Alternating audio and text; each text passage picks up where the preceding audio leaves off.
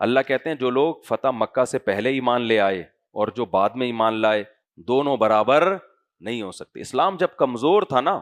اس وقت جن لوگوں نے اسلام کا ساتھ دیا وہ پہل کر گئے, اور جنہوں نے بعد میں جب اسلام ترقی پہ جا رہا ہے ثواب ان کا بھی ہے, کلا وعد اللہ الحسنی, سب سے اللہ نے جنت کا وعدہ کیا ہے,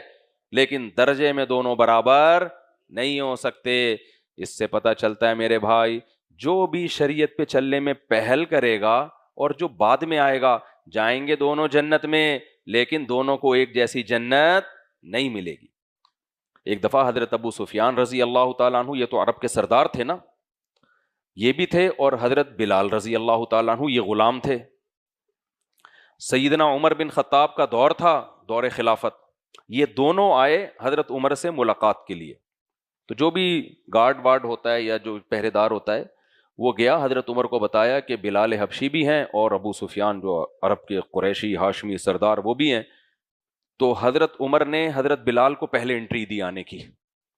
حضرت ابو سفیان کو غصہ آیا کہ یہ کیسا دور آ گیا ہے کہ غلاموں کو سرداروں پہ ترجیح دی جا رہی ہے,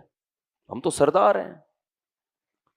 تو ایک اور صحابی تھے, ان کا نام میرے ذہن میں نہیں, انہوں نے حضرت ابو سفیان سے کہا کہ اے ابو سفیان, جب اسلام کمزور تھا تو بلال نے پہل کی تھی, ہم لوگ مخالفت کر رہے تھے,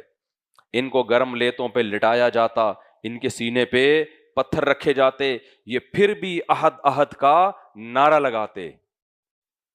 اور یہ کمزور تھے اور ہم ان کی مخالفت میں لگے ہوئے تھے. پھر جب اللہ نے اسلام کو ترقی دی, مکہ فتح ہوا, فتوحات کے دروازے کھلے, پھر ہم اسلام لے کر آئے ہیں. تو کہتے ہیں ابو سفیان اب اس کی فکر چھوڑ دو کہ دنیا میں بلال کو تم پہ ترجیح دی جا رہی ہے. میں ان کے الفاظ اپنے الفاظ میں نقل کر رہا ہوں,